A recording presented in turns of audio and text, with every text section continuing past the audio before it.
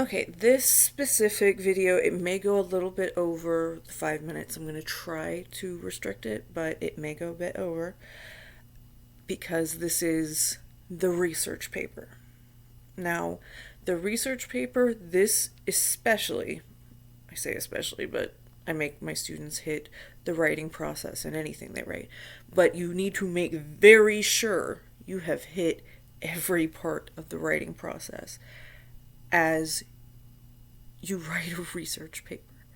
If you don't, then there is a high likelihood that an error will sneak its way into your finalized or published document. Okay, so research paper. You still have to come up for your introduction, you're explaining what you're going to present information on. You come up with a thesis that's interesting. Okay. It could be something as basic as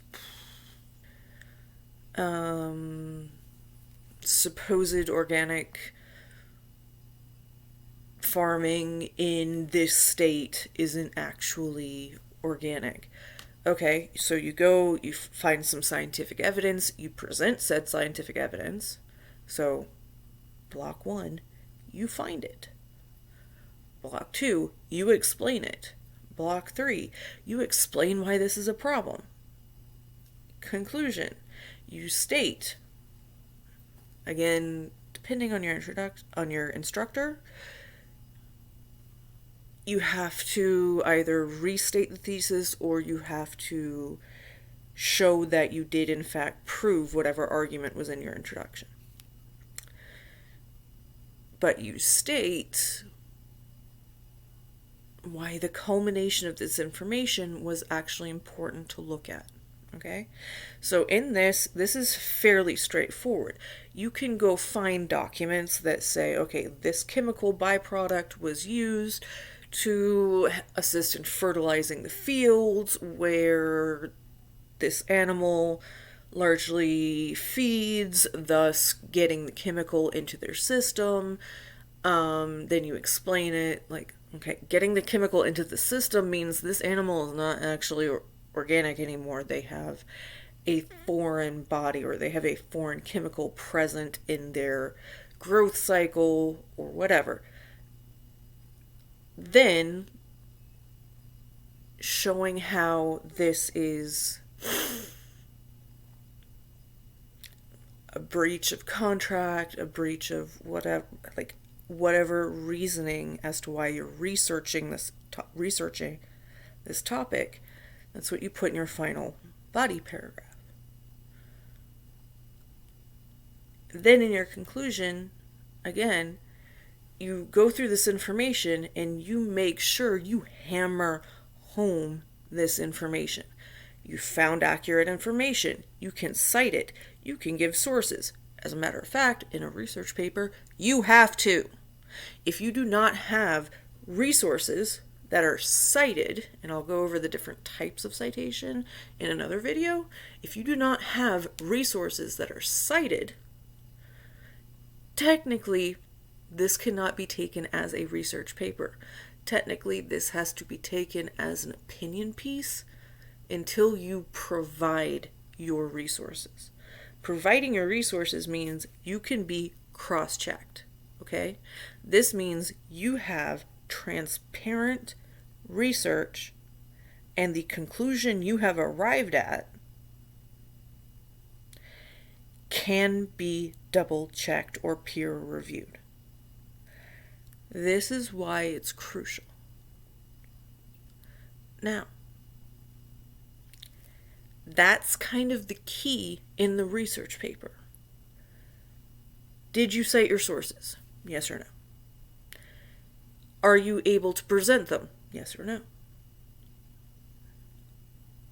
If you're able to present them, if you made your argument, and if you have in fact been able to present something written that can be cross-checked and peer-reviewed, then you actually have done a research paper valid of the title of research paper.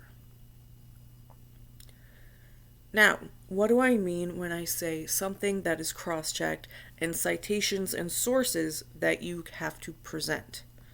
This means you have to be able to show under no questionable circumstances that you can, let's just say, you can go online, you can find this scientific report that you based your entire essay on, and you can present said scientific report to another human who has not been swayed by whether you believe, like, or how your analysis of what this report says, and they will arrive at the exact same conclusion you do, or at least close, right? If you hand someone a piece of scientific evidence that they ultimately come back and they're like, I think maybe you read this wrong because this does in fact prove that this is organic farming. If they come back and they say, no, you're wrong, then you're cross-checking. You have to go back and you have to see, where did I go wrong? Did I in fact go wrong? Maybe I need to get a third party into this so we can, like, do a tiebreaker scenario. Because sometimes with research papers, there is an issue of inherent bias. You might have it, the first person you take the information to might have it. However, having a tiebreaker scenario means that whichever inherent bias is involved, or I don't like the term inherent bias, basically the default analysis reading, okay? If it goes your way, that means, okay, you read it how most people would read it. If it goes the way of the person disagreeing with you, you have the tiebreaker going, this is how most people would read this, and it appears the person that disagrees with you is actually accurate. So, at that point, you can either post a redaction if you've already published, or you can start presenting this information as something that can be interpreted in both manners. However, if you present a research paper with information that can be presented with a yes or a no, two completely opposite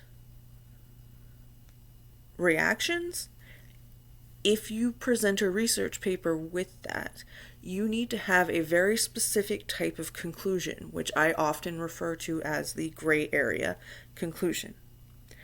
Meaning, you give equal, almost, and I would like to say completely, 50-50 attribution, but 50-50 explanation and 50-50 credit in your conclusion to, it can be read as, this shows that it is in fact not organic, or this shows that it is in fact organic. You need to have equal distribution. If you decide to continue a research paper where very clearly you want one answer to be true, and multiple people have this scattered, or at least the scattered opinion, that's when it comes down to a panel, or that's when it can become more of an academic argument.